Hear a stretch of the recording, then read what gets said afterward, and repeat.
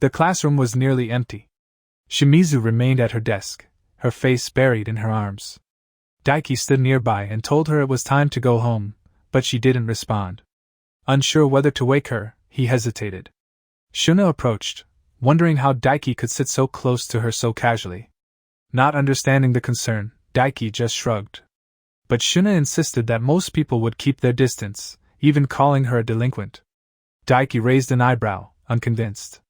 Yet Shuna maintained it was obvious. Both boys recalled the earlier incident when the teacher once again told Shimizu to dye her hair black. She refused and even joked about trying a different color, unsettling the teacher with her intense stare. Back in the classroom, Daiki suggested she was probably just asleep.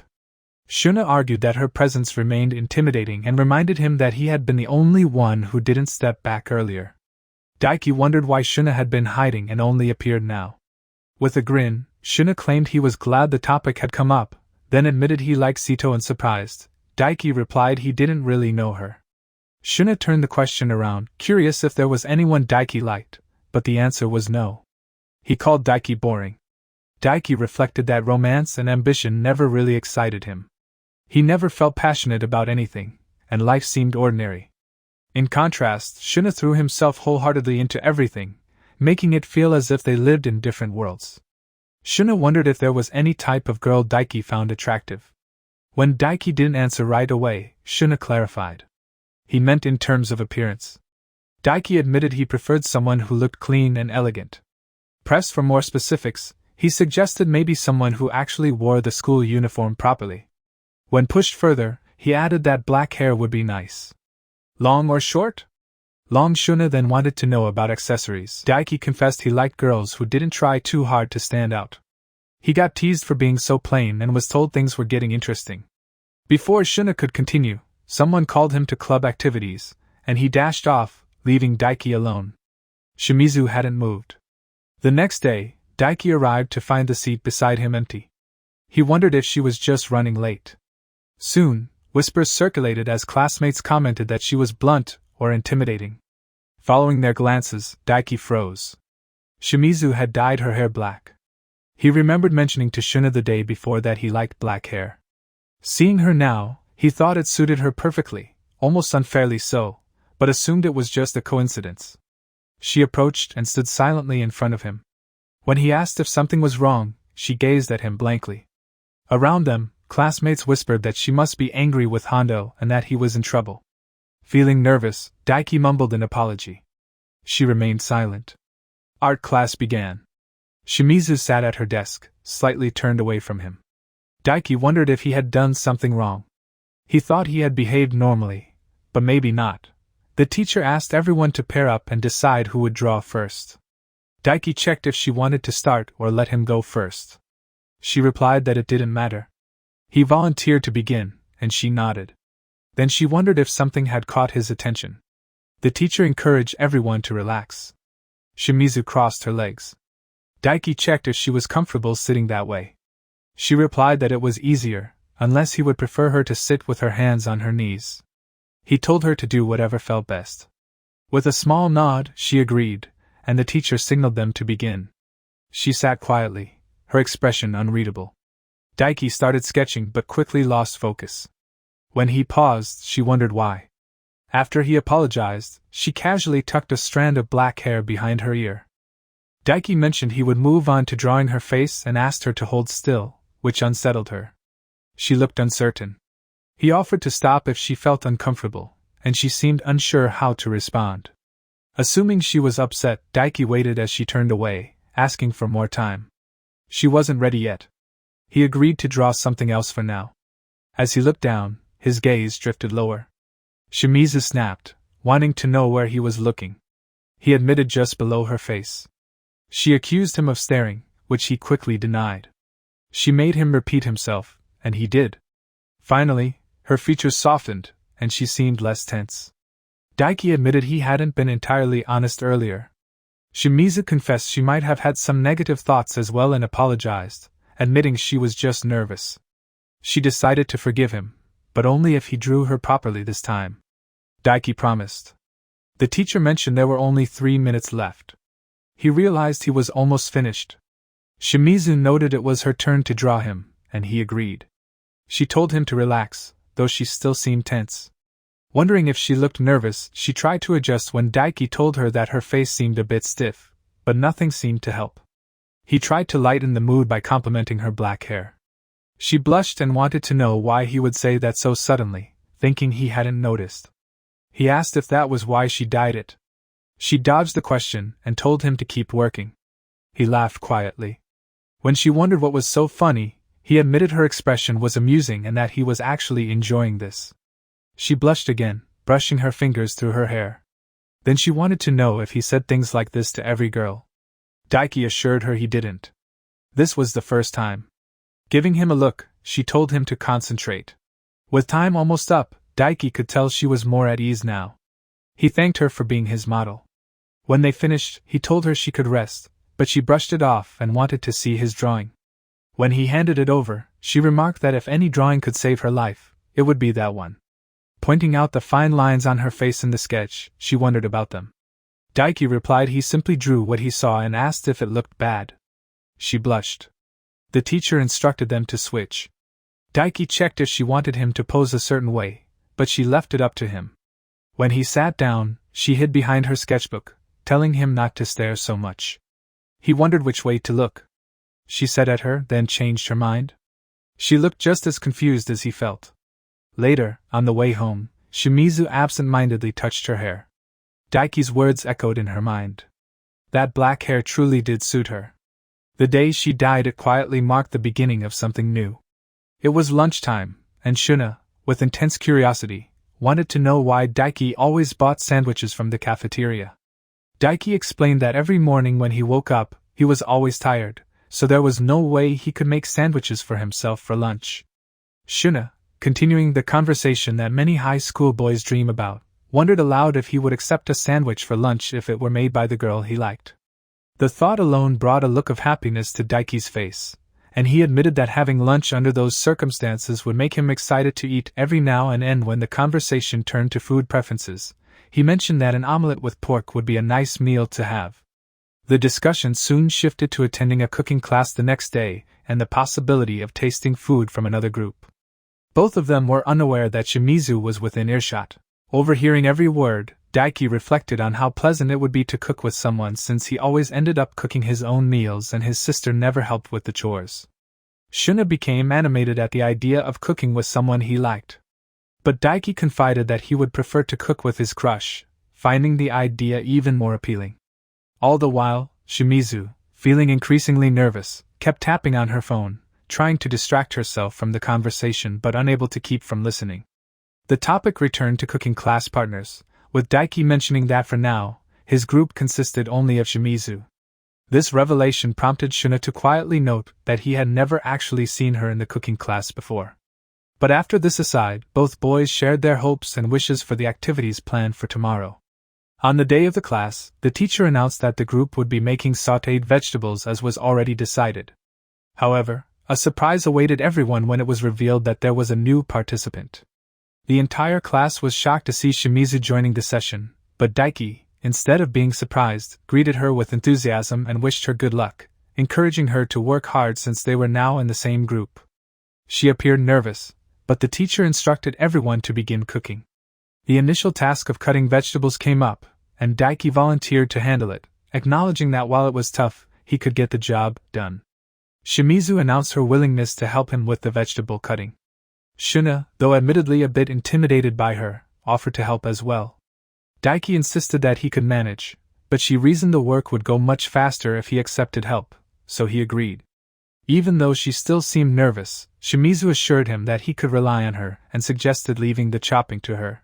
Still feeling uneasy about assigning the entire task, he proposed that they take turns and work in shifts. A large cabbage was handed to Shimizu with the request to cut it to a suitable size while Daiki turned his attention to preparing the carrots. Suddenly, she smashed the cabbage onto the cutting board and gripped the knife in an unsettling manner reminiscent of a serial killer. The sight made him uneasy, prompting him to nervously ask her to lower the knife. Shimizu, confused, pointed out that he had asked her to cut the cabbage. He then demonstrated the proper way to hold the knife, and she, still quite anxious, admitted her nerves were affecting her. Daiki acknowledged that cooking in front of an audience could be intimidating but reminded her that she could ask for help whenever she needed it. Nevertheless, Shimizu resumed with the same awkward technique, holding the knife high with an almost menacing intent, prompting a more urgent correction from Daiki. She explained she had been thinking of cutting the cabbage into small strips, but he reminded her that for sautéed vegetables, the pieces shouldn't be too tiny, otherwise, the cabbage would be grated instead of sautéed. Following his instructions, she managed to cut the cabbage correctly, and he expressed his appreciation for her effort and improvement. The next vegetable was the onion. Shimizu got ready to chop, but Daiki advised her to hold her hand like a cat's paw for safety. Instead, she lifted both hands, unintentionally making it look as though she was preparing for a confrontation.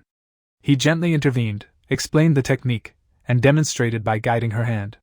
The experience left her flustered while Daiki wondered if she disliked being touched. Despite the awkwardness, he helped her with the chopping process, which drew the attention of the rest of the class until her sharp glare encouraged everyone to return to their own tasks.